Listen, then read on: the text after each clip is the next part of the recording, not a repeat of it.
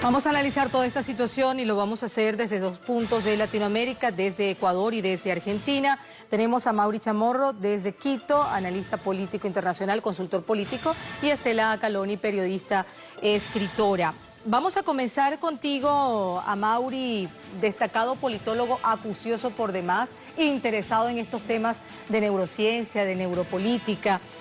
Esa importancia de la neuropolítica en este momento, de este fenómeno que va más allá de una moda, es un fenómeno que hay que estudiar con detenimiento porque vaya que tiene importancia en el quehacer de la sociedad, en el comportamiento humano y sobre todo en esta guerra de cuarta y de quinta generación.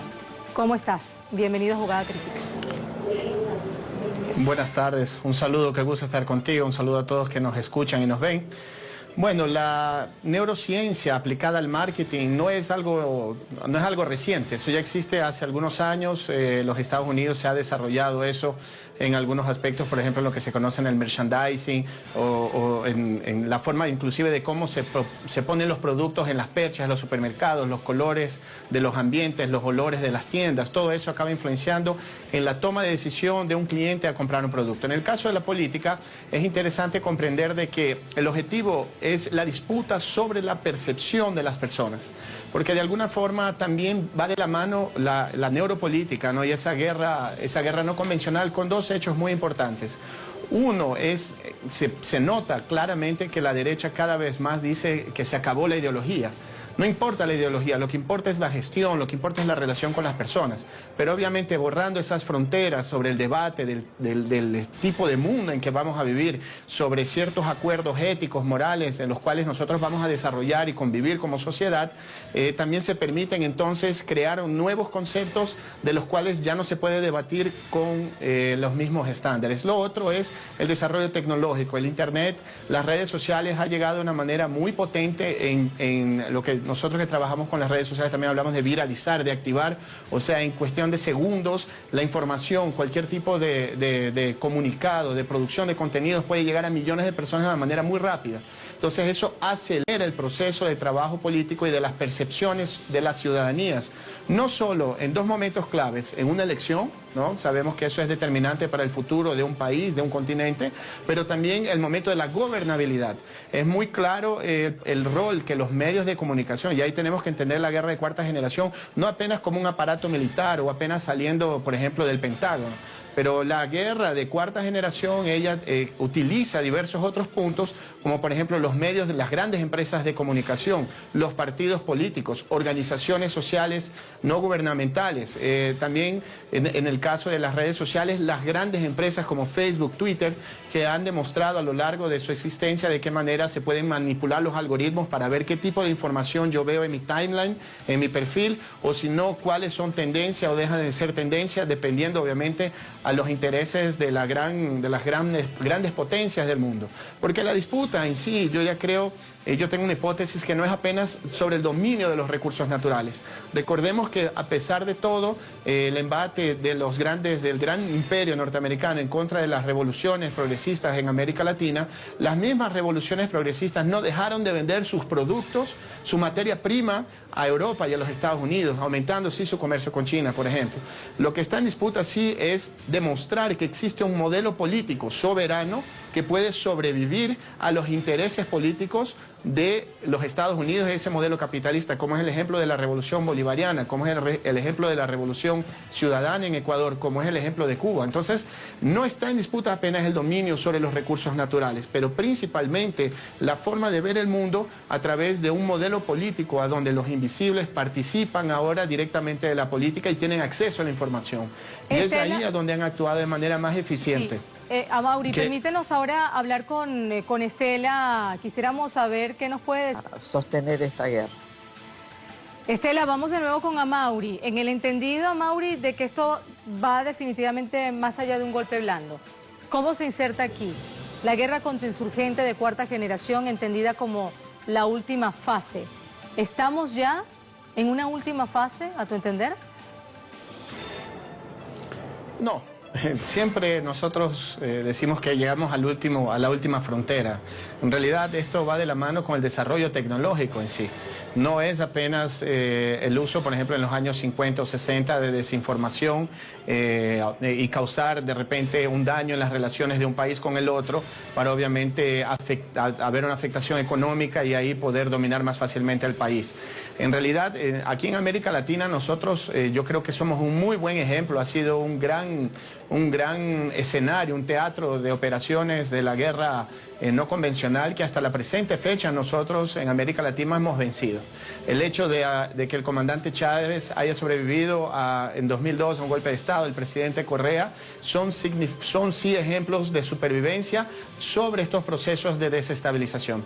Obviamente el modelo comunicacional, el modelo de activación de estas tácticas de guerras blandas, de acciones de desestabilización, se han aprimorado. Sí es cierto también que América Latina, los gobiernos progresistas, los movimientos progresistas de alguna manera necesitan en este momento comprender, reinventarse y también comenzar a utilizar los mismos instrumentos y mecanismos para poder sobrevivir a este acoso. El caso, por ejemplo, del uso de la Big Data, ¿no? El uso de grandes volúmenes de información generados a partir de los dispositivos, como por ejemplo este celular, que permite que Facebook y que Google y que todos los mecanismos, todas las redes sociales sepan a dónde estoy, qué consumo, qué tipo de información leo, con quién hablo, también sirvan de alguna cierta forma a que los gobiernos consigan desarrollar algún tipo de inteligencia para poder contraponerse a procesos de desestabilización.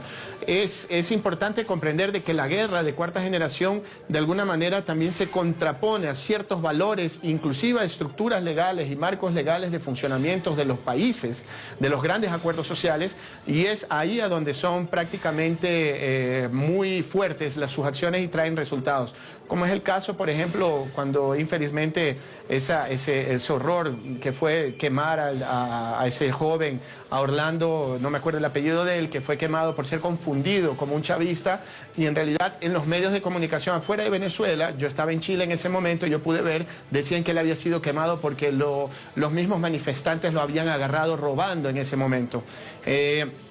Obviamente, ¿cómo atender o cómo enfrentar a esos grandes imperios mediáticos que de alguna manera hasta la presente fecha detienen la legitimidad de definir qué es una verdad y qué no es verdad en el proceso informativo? Entonces los gobiernos, en el caso de Venezuela sabemos que hay más de 2.000 medios de comunicación que son empresas privadas y el gobierno venezolano tiene apenas, no es ni siquiera el gobierno, es el Estado venezolano, tiene apenas algunos pocos medios de comunicación que son medios públicos. Es lo mismo pasa en Ecuador.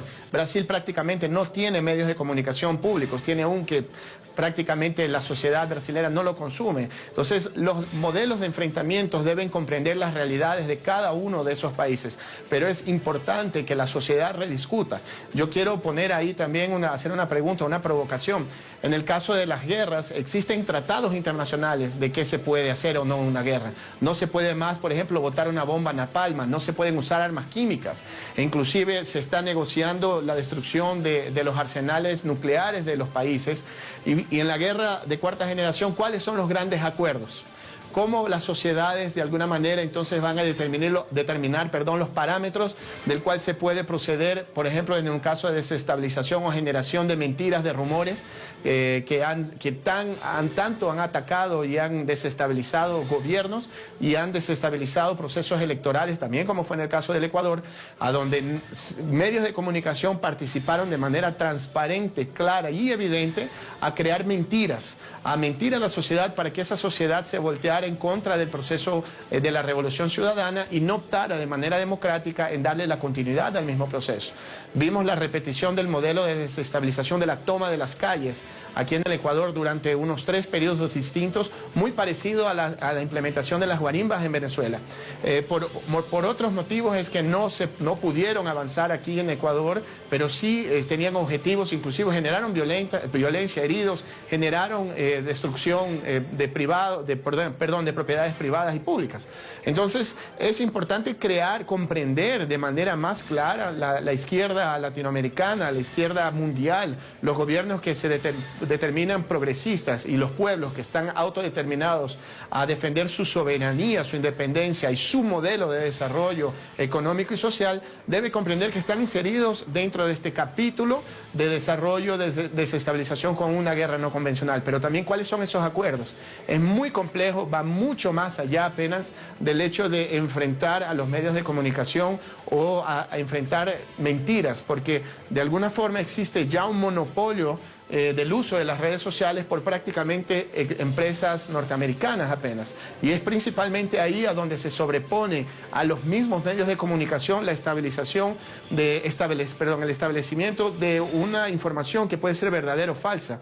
No importa si es verdadera o falsa, lo que importa es la capacidad que ella tiene de llegar al mayor número de personas y que ella se establezca como una verdad absoluta. Entonces, ¿cómo combatir, por ejemplo, la capacidad que tiene el Google de concentrar la información y de cierta forma valorar su importancia, ¿no? El primer link, segundo link, tercer link. ¿En qué momento nosotros, la ciudadanía, los pueblos del mundo van a tener acceso de una manera a la información no apenas dispuesta de manera pseudo imparcial, pero de verdad jerarquizada? En el caso, por ejemplo, de Chevron, que fue una empresa que actuó aquí en el Ecuador y que, bueno, hay un juicio muy conocido y la forma de actuar de corromper a la justicia ecuatoriana, y en este caso ahorita gastando, se calcula, algunos centenares de millones de dólares en relaciones públicas contra el Estado ecuatoriano y contra la ciudadanía ecuatoriana para vencer su juicio. Si tú buscas en Google en este momento la palabra Chevron, básicamente te van a salir solo noticias positivas de una de las empresas más corruptas del planeta y que más ha ensuciado el planeta, con todos los accidentes que han ocurrido en temas petroleros y también la contaminación del Ecuador. En este caso, nunca se le encuentra en Google. ¿Eso es gratuito? Claro que no lo es. Lo mismo pasa en las redes sociales. Entonces, de alguna forma hay que comprender los límites y hay que preestablecer esa disputa y el marco legal, yo diría, los términos de referencia de cómo van a suceder esas disputas, porque ahorita la sociedad, el ciudadano común de a pie, los gobiernos que no responden a las fuerzas imperiales de los Estados Unidos y también los partidos políticos o los movimientos sociales que determinan una línea política ideológica que no esté alineada a los Estados Unidos, están en absoluta desventaja. Es muy difícil sobrevivir a este tipo de guerras porque al final de cuentas uno no tiene el poder hegemónico del manejo de la información en las redes sociales, uno no conoce los algoritmos, los códigos, uno no tiene acceso a todos los celulares del mundo como tiene la NSA. Entonces, como ya Julian Assange ha presentado, Julian Assange, que debe ser considerado un héroe del siglo XX, un hombre que ha defendido la humanidad sobre todas las cosas, es justamente de qué manera nosotros podemos tener la clareza de cómo funcionan esos mecanismos de manejo de la información en las redes sociales, que hoy en día prácticamente son más importantes inclusive de lo que dicen los medios de comunicación.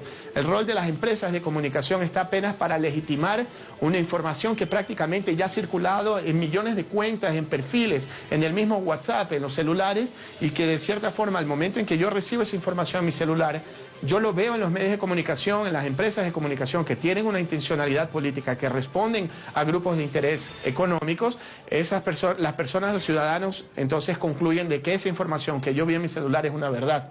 Y ahí está el caso de Brasil, por ejemplo, lo que es un asalto, yo diría, a la conciencia del pueblo brasilero, es el posicionamiento que los medios de comunicación han tenido en la defensa estricta de los grupos de derecha conservadores, que en este caso se representan a través de Michel Temer, a donde se ha grabado el audio ahora de que él ha negociado coimas y ha negociado el silencio del principal acusado por parte de la derecha que está detenido, y de cierta forma continúa en el poder, y los medios de comunicación inclusive salieron a desmentir, algunos de ellos a decir que probablemente esa grabación era falsa. Entonces la ciudadanía no reacciona. Es interesante comprender eso. No, completamente.